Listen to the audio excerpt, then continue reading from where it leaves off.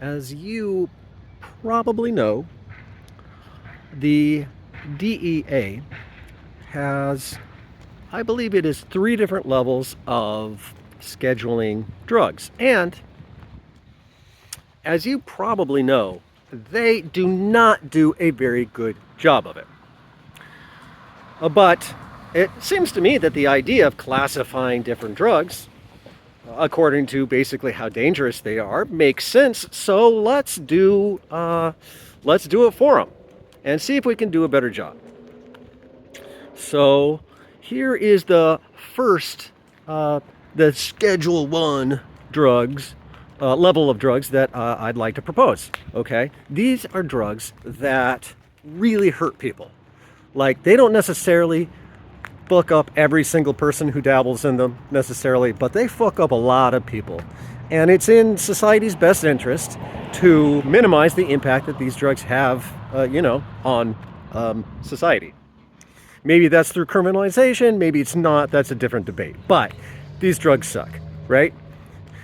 Here's the thing, there's really only about 4 of them as far as the big name ones. Meth, heroin, ooh, you can't see my fingers, crack cocaine, and fentanyl. Right? Those drugs are really bad for you, kids, and don't do them. Unless you want to not have a good time. But there's only 4. Okay. Level 2, Schedule 2. This is a big group. This is sort of not harmless, but like vices, innocent vices, kind of.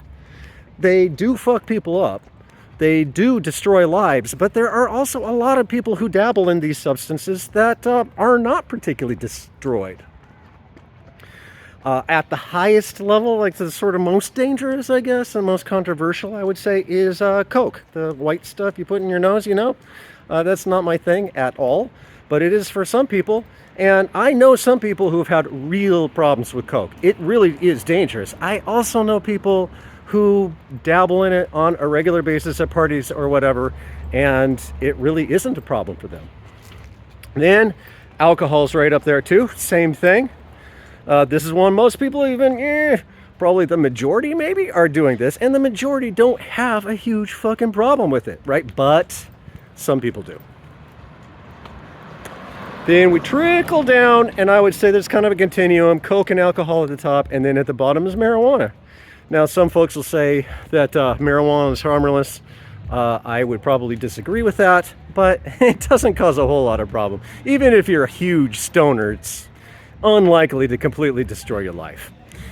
So this is the second class. Okay, the third class of drugs, Schedule 3, are drugs that, yes, sometimes they're dangerous. Yes, sometimes they hurt people. But most of the time, they actually help people. They actually do more harm than, more help than bad, more good than bad.